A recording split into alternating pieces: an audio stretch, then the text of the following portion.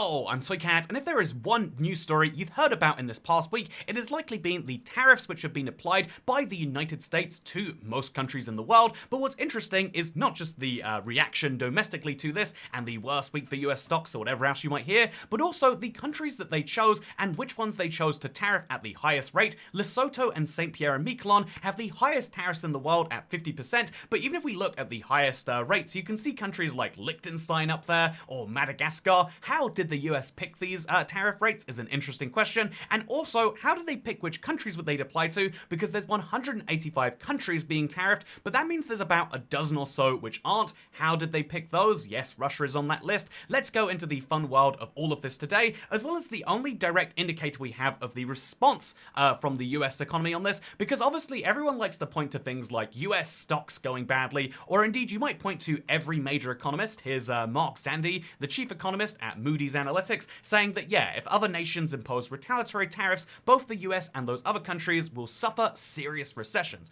Everyone's agreeing that the markets are reacting poorly, that companies are reacting poorly, that most countries are reacting poorly, and so that raises the interesting question then of like, why is it that people aren't like outraged about this within the US? And the answer is, I think that people have gotten to the point of being quite politically polarized in economics, where if something good happens and it's your guy in charge, his fault. If something bad happens and your guy's in charge, what's gonna happen anyway? Or it doesn't really matter about the stock market, that's not real money anyway. Whereas in the reverse, when something good happens and it's not your guy, it's not their fault, it was a pure coincidence. And if something bad happens and it's not your guy, you rally against it forever. Gas prices are too high because of this president. Egg prices are too high because of this president.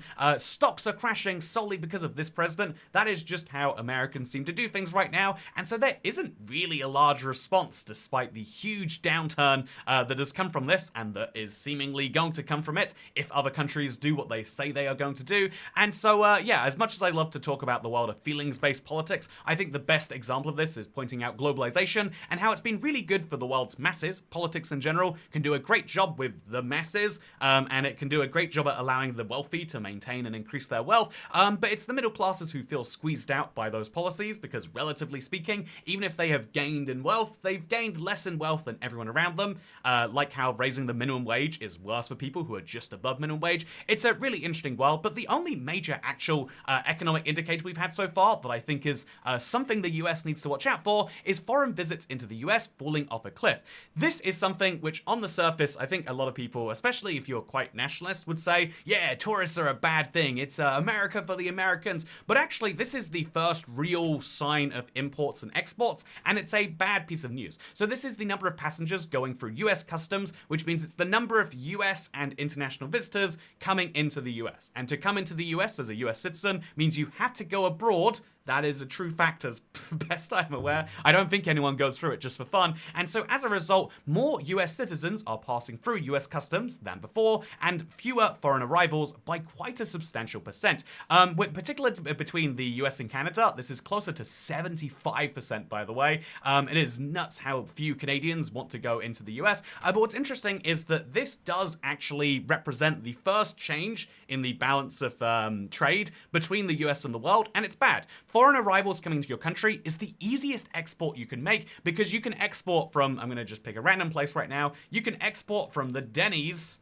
Actually, rather than picking a random one, let me pick my Denny's, shall we? You can export from the Denny's or the Area 15 or the, I'm going to pick another random business. You can export from Bob's Lou's Detective Shop, a non-vegetarian restaurant. What does that mean? Anyway, you can export straight from your place without ever needing to actually ship it anywhere because your customers ship themselves to you. Whereas the easiest import you can make is when your customers, say United States citizens, ship themselves to the south of Italy. They go to Salerno and they eat that Mama Rosa because they are allowing Mama Rosa to export their goods without having to actually go through any of the processes. In other words, when US citizens leave, this is a bad piece of news for the US if you believe that exporting is inherently good and importing is inherently bad, because these US citizens imported a bunch of things from Italy, France, Canada, Mexico, whatever, and all of these foreigners who would have been importing US goods from the non-vegetarian restaurants in the middle of the desert, they're otherwise not doing so. This is something that is very, very interesting, and basically this comes solely from vibes, and yeah, it's something that I've seen colloquially people talk about not wanting to visit the US, but I didn't realize it would be by 18.9% that people would actually choose not to travel. And bear in mind, this is like, yeah, this is a very short booking window. If this is happening already, the number of bookings that won't be occurring, the number of people who should be booking flights right now but are otherwise not going to go to the US is a problem. And that is, again, so if you see the world solely through a trade angle and you don't care about stocks and you don't care about the economy, you only care about how much you export and import, which is very much what Trump likes to say that he does care about, this is a concern. The number of US exports is going down and the number of US imports is going up. And yeah, this is something which is very, very intriguing, at least to me. But again, I think that the world of is this bad or good, every economist says it is bad, but there is an interesting case for you can do things which are economically quite wild and they can pay off. But you probably do need to have at least some economists backing your theory. And also, I'm fully willing to concede maybe in 10 years, the US is in a golden era where they realize that isolationism is way better for them. If you look at this map, or you look at this chart rather, maybe the US feels like if they have the exact same results for them, but the rest of the world stays relatively poorer, that is a world that they are happier with. I have no idea how the tariffs will go into effect because, truth be told, I just have to look at what all of the economic data says and the very basic economic theory, but there are a lot of counterintuitive things that work better than you would expect, and they work all the time, every day, from minimum wages to the, indeed, the very idea of how all sorts of different travel taxes work.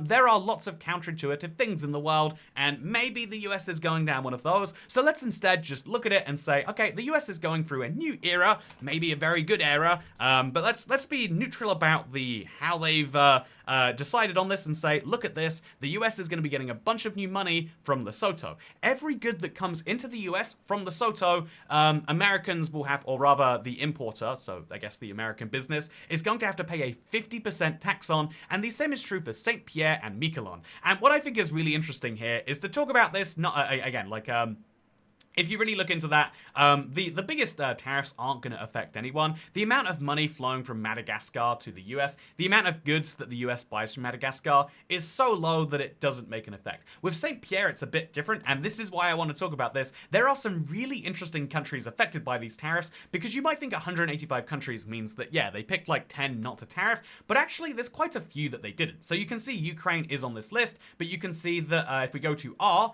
notably missing, actually, is there another R country? Notably missing after Reunion and Rwanda is no Russia. Very interesting. If we go to I and we look at, you know, like there's Israel on here, hugely interesting. And we go to Iraq and then you can see, okay, there's Iran. Interestingly, Iran getting a lower tariff than Israel. And so this shows that the goal here genuinely isn't some weird game of like, oh yeah, we can actually, you know, make our enemies pay higher tariffs than our friends. There is, you know, everyone knows the formula. They just looked at the amount that the US imports versus exports and applied tariffs at a very high rate until, you know, they fix those things. And so, yeah, it's hugely interesting to me which countries are and aren't included on this, but it's also hugely interesting that a lot of these countries are places like Gibraltar.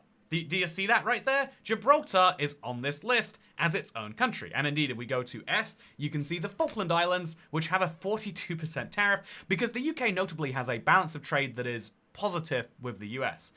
Something which is even more interesting, if you ask me, is, so there's the UK at 10%. The UK actually exports fewer things to the US than we buy from the US. Therefore, we were good, but actually, there's a minimum 10% tariff and there's some justification for it. It's hugely interesting that these have been applied even to countries where the balance of trade should set the tariff at a negative percent.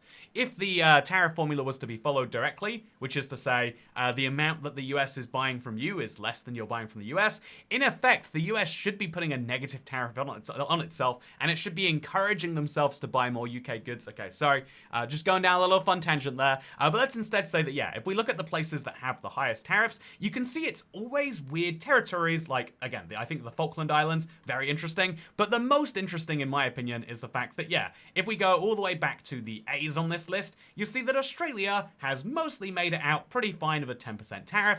However, interestingly, if we look at territories of Australia, so, if we start to look at, I think the most interesting one is like Norfolk Island, if I'm not mistaken. So if we look right here, you can see that, okay, we got Niger, we got Nigeria, and Norfolk Island has a 29% tariff applied. This is hugely bizarre, Norfolk Island. I feel like, I'm going to be honest with you, I couldn't locate Norfolk Island on a map.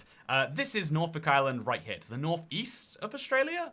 Oh, I guess just all the way to the east of Australia. And it's a very, very bizarre place that had been freeloading on the US for far too long. But what's even more interesting than Norfolk Island is the fact that they did list separately. Again, this is the US's list. It's not Al Jazeera or CBS, which is a US news source, editorializing. If we dive into this, you can see like, oh yeah, the place with one of the highest tariffs in here, or one of the places listed on the tariffs, are the Heard and McDonald Islands. And what's that? The Heard and McDonald Islands, that's the place that, again, as I understand it, is found over here to the south of the French and Antarctic southern lands. There are no people that live here. There are 0 people that will pay this 10% tariff, and so it's notable that the Heard Island and McDonald Islands have been tariffed at a higher rate than Russia. I think that's hugely interesting, at least, right? Like, the penguins are going to have such a bad time starting their new export business. But what's actually interesting, if we dive into this a little bit more, if we're just having a little bit of fun with this, right? But if we look into this and we, okay, so Heard and McDonald's, if I'm not mistaken, the interesting thing about this one, okay, that's apparently the BBC search doesn't just search the news, it searches for iPlayer things first. Whatever.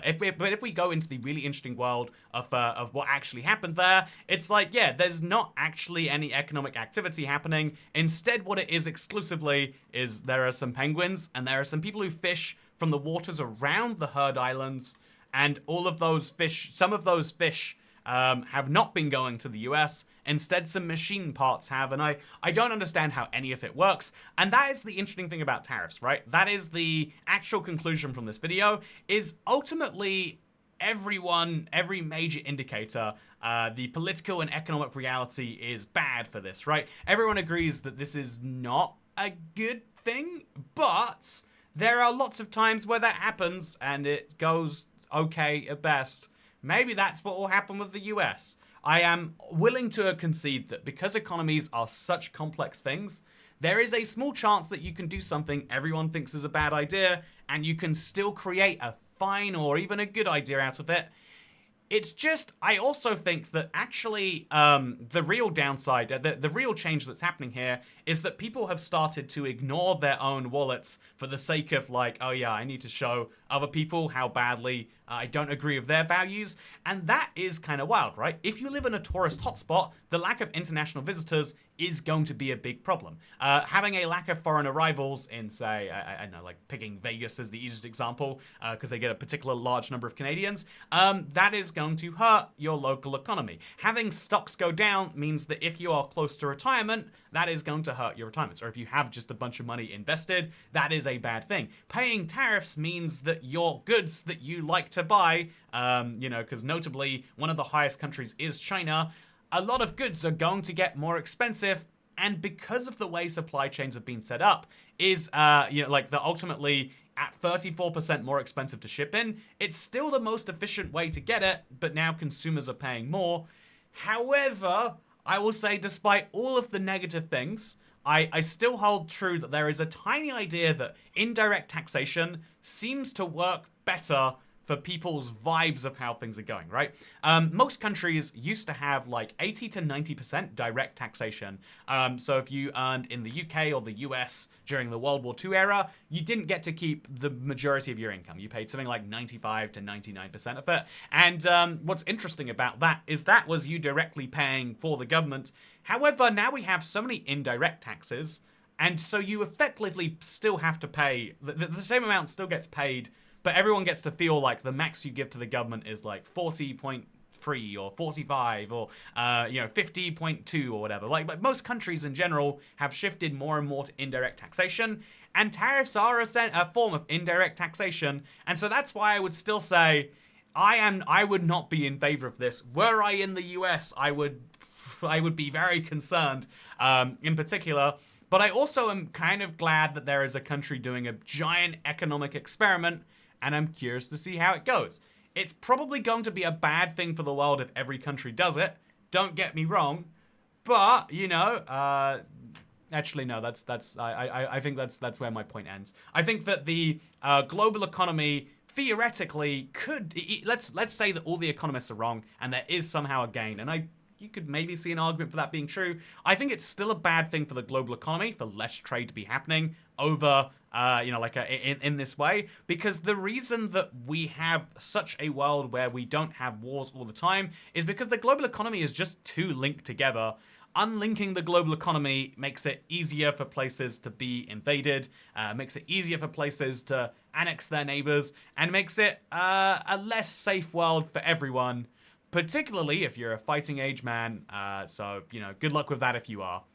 Wait, I am too. Oh no. Anyway, with that said, I hope you'll enjoy this video. I think this is going to be the last in my my series of what you might call daily slop geopolitical / political videos. I think it's really interesting to explain, but I also feel like there's like only a certain amount of it you get into before you realize like people are just not interested in the you know, I love diving into the weird world of which countries do and don't have tariffs. I love looking at it and being like, look, this is Saint Pierre and Miquelon. It's a French territory that has to pay a 50% tariff because they exported too many lobsters to America or something. I love looking at the weird little niche details like that, and I think that's where I want to focus more than the grand, like, this sort of thing, because I think that it's fun, but also not for everyone, myself included. So yeah, I might let you know, like, how this last couple months of near daily videos have gone, give you the analysis of that, but also I want to give you the analysis of yesterday's video, because for some reason, despite making the worst thumbnail possible, 47.4% of people clicked on the dumb thumbnail, do not click. And so, yeah, I was thinking of making, so this is the thumbnail for this video. I was thinking of making my own little thumbnail for it, you know, like maybe going in there and, I was thinking of, making my own little version and seeing if I could do one better. Like, here's Saint Pierre, and here's, Antarctica. Actually, you know, let's have a penguin being tariffed. So here's my penguin. Look how happy he is. Doesn't he look like a penguin? Look at his wings. He's on an iceberg right now, but he's actually sad because the iceberg is being struck with a 50% tariff. Although actually the iceberg didn't get a 50% tariff. 10% tariff. He doesn't look enough like a penguin for this to make sense, does he? We gotta, you know, what does a penguin look like? We gotta, you know, actually, I think that's good. So what do you think will do better? This thumbnail or this thumbnail? Let me know in the comments down below. But yeah, we'll be doing some more fun geography stuff, I think. Just because it's more fun being in the world of, you know, facts and knowledge rather than vibes and, you know, ignoring facts and knowledge. And I'm looking forward to going back into that. So thank you for watching. Second channel. Don't care. Bye.